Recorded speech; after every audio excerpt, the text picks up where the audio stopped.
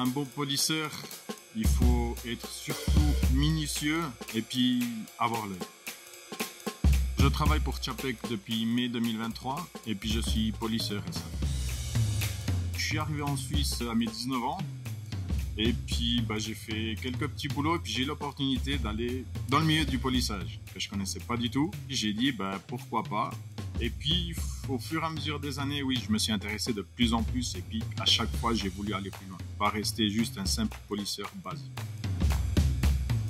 C'est surtout le challenge que j'ai eu ici. Parce que voilà, c'était une toile blanche et puis j'ai dû monter un atelier complet de polissage et puis un atelier de lavage. Et puis ouais, je me suis dit que pour mon parcours professionnel, même personnel, ça serait un sacré gros défi.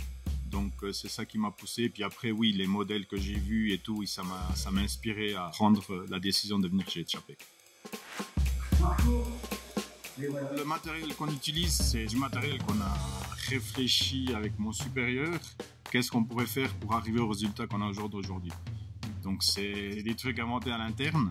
Ouais, c'est rien de robot ni rien, c'est vraiment du savoir-faire du polisseur, en ce cas-là moi-même.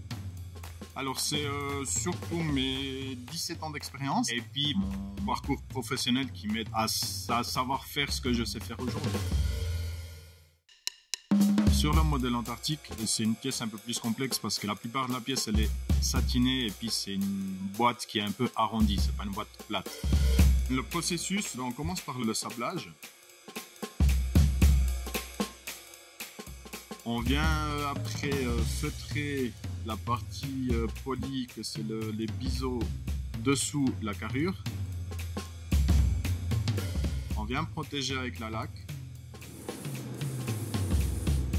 Et après, on fait le reste du processus, que c'est tout du satinage. Satinage dessous au toboggan. Et puis après, on fait le satinage des côtés, puis le satinage dessus. Et on casse l'angle pour pas qu'il y ait des angles agressifs. Alors le sablage, c'est des microbilles de sable qui viennent donner un effet un peu mat sur la pièce. Et puis le satinage, on va dire que c'est des traits droits, des lignes droites, brillantes et mates. C'est un petit mélange et qu'on fait au toboggan dans une bande en papier d'émery. Dans l'acier, il y a plusieurs styles d'acier. Il y a de l'acier qui pique plus, il y a de l'acier qui pique moins. Et puis tout ça, c'est un savoir-faire de comment mettre la surface assez lisse. Comment préparer la surface pour avoir une belle surface. Si tu polis sur du brut, la surface, elle sera pas belle.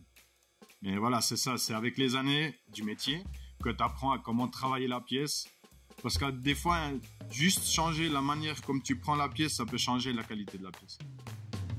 Ce que j'aime chez Čapek, c'est surtout la créativité qu'ils ont ici à l'interne. Et puis, c'est aussi beaucoup. On essaie de parler entre tout le monde pour arriver à un résultat final très satisfaisant.